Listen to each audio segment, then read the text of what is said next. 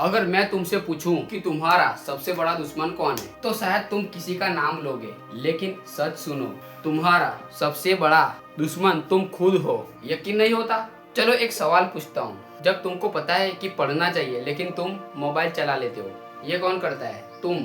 जब तुम्हें पता है कि सुबह जल्दी उठना है लेकिन अलार्म बंद करके सो जाते हो, ये कौन करता है? तुम। जब तुम्हें पता होता है कि मेहनत करनी चाहिए लेकिन तुम कहते हो कल से शुरू करूंगा, ये कौन करता है? तुम।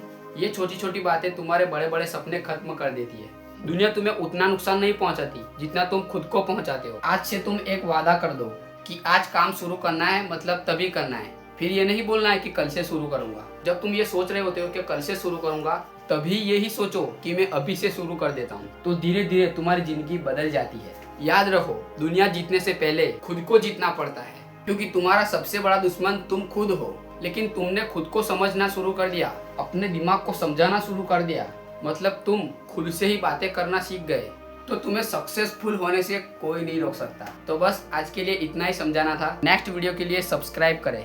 Thanks for watching. बाय।